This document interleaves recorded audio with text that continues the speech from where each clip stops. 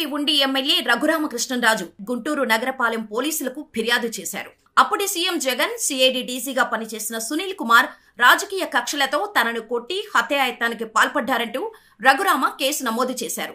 ఇదంతా అప్పటి సీఎం జగన్ చేయించారంటూ తన ఫిర్యాదులో తెలిపారు. 2021 మే 14న తనపై కస్టోడియల్ టార్చర్ జరిగిందని ఫిర్యాదులో పేర్కొన్నారు. కాగా సెక్షన్ 120B, 166, 167, 197, 307, 326, 465, 508 కింద పోలీసులు కేసు నమోదు చేశారు. అప్పటి CID DC Sunil Kumar custody సమయంలో తనపై హత్యాయత్నం చేశారని రఘురాజు తన పిటిషన్లో ఆరోపించారు. ఈ కేసులో జగన్ను A3గా ఉండగా A1గా సిఐడి మాజీ డీసీ సునీల్ కుమార్, A2గా ఐపీఎస్ అధికారి సీతారామాంజనేయులు, A4గా విజయపాల్, A5గా డాక్టర్ ప్రభావతిలను చేర్చారు. వీరితో పాటు మరికొందరి పేర్లను పోలీసులు ఎఫ్ఐఆర్లో పేర్కొన్నారు.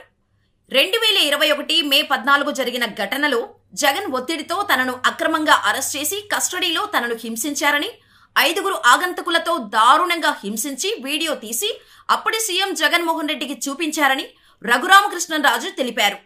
తప్పుడు రిపోర్టు కోసం డాక్టర్లను కూడా మార్చేసిన పరిస్థితి నెలకొందని, చికిత్స చేసిన జీజీహెచ్ డాక్టర్ ప్రభావతిపై కూడా ఆయన ఫిర్యాదు చేశారు. దీనికి సంబంధించి అన్ని డాక్యుమెంట్లు తన వద్ద ఉన్నాయని, నాకు బైపాస్ సర్జరీ జరిగిందని చెప్పినప్పటికీ ఛాతీపై కూర్చొని చంపడానికి యత్నించారని తెలిపారు. ఫోన్ పాస్వర్డ్ చెప్పాలని ఇష్టం వచ్చినట్టు కొట్టారని చెప్పారు. జగన్ను విమర్శిస్తే చంపుతామని సిఐడి మాజీ డీసీ సునీల్ కుమార్ బెదిరించారని, జగన్, సునీల్ ఇద్దరూ కలిసి తనపై కుట్ర పన్నారని రఘురామ ఆరోపించారు. అయితే ఈ కేసుపై మాజీ సిఐడి చీఫ్ సునీల్ కుమార్ స్పందించారు. సుప్రీంకోర్టులో 3 ఏళ్లు నడిచి సాక్షాత్తు సుప్రీంకోర్టు తిరస్కరించిన కేసులో కొత్తగా ఎఫ్ఐఆర్ వేయడాన్ని ఏమనాలో మీ విజ్ఞతకే వదిలేస్తున్నాను అంటూ ట్విట్టర్లో పోస్ట్ చేశారు. కాగా గతంలో నరసాపురం వైసీపీ ఎంపీగా రఘురామకృష్ణంరాజును ఏపీ సిఐడి అరెస్ట్ చేసింది. కాగా సిఐడి ఆఫీస్తో తనను కొట్టారంటూ రఘురామ అప్పట్లో కోర్టులో ఆరోపించారు. అసలు రఘురామ ఏం చెప్పారో ఈ వీడియోలో తెలుసుకుందాం. ఆ రోజు రాత్రి శుక్రవారం రాత్రి 11 గంటలు దాటిన తర్వాత సిఐడి కార్యాలయంలోనే నేను నిద్రపోవటానికి సిద్ధమవుతుండగా హఠాత్తుగా 5 వ్యక్తులు నేను ఉన్న గదిలోకి వచ్చారు.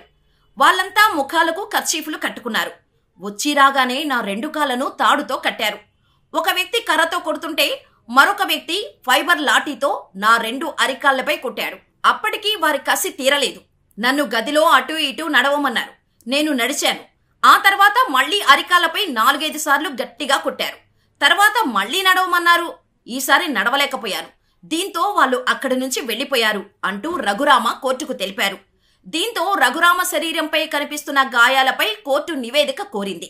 గుంటూరు జీజీహెచ్, రమేష్ ఆసుపత్రుల్లో మెడికల్ ఎగ్జామినేషన్కు ఆదేశాలు జారీ చేసింది. అప్పట్లో ఈ కేసు రాష్ట్రంలో ఓ హాట్ టాపిక్ గా మారింది. అంతేకాదు రాజకీయ సంచలనం కూడా అయింది.